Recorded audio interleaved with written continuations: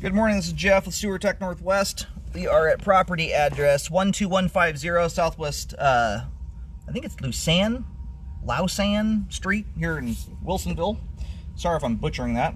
Anyway, we're off to the right of the front doorway. Can't see it because of the brick there, but that's the front door. And I describe everything as if you're facing the front of the house from the street. Dropping into a 3-inch ABS cleanout, checking the condition, serviceability of the sanitary sewer. Water is running and will zero out at the base of the cleanout.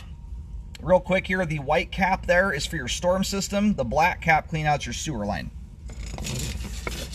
Do you ever get mixed up on which is which?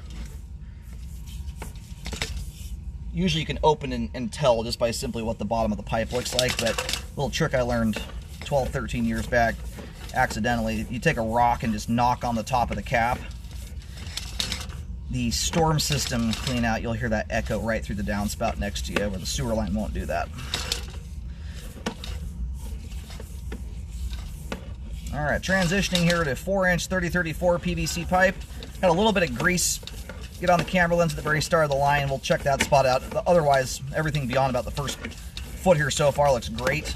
And most likely, that first bit looks fine too. My camera just scraped some grease off the pipe bottom and couldn't see anything.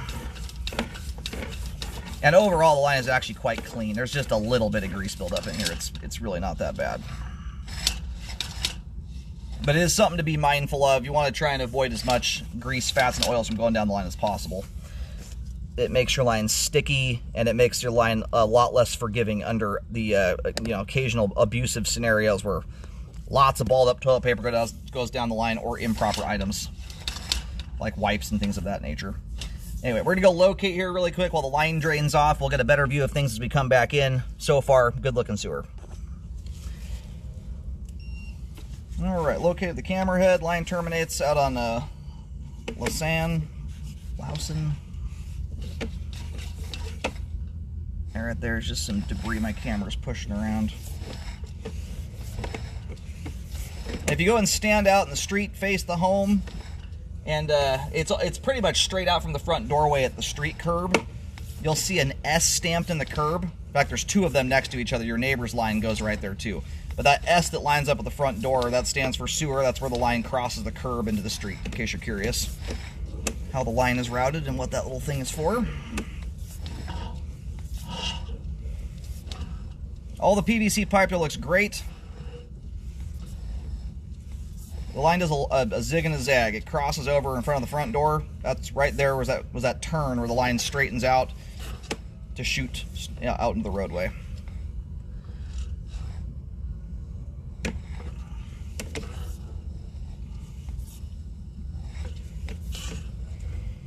All right, line looks good right here up front.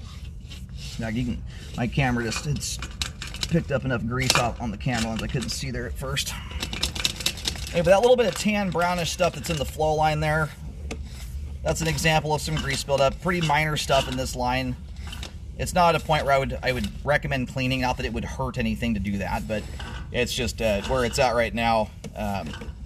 The only way it would ever contribute to a blockage, it would just make something that was already going to block the sewer line block more effectively where it's at right now. It would not go causing things on its own.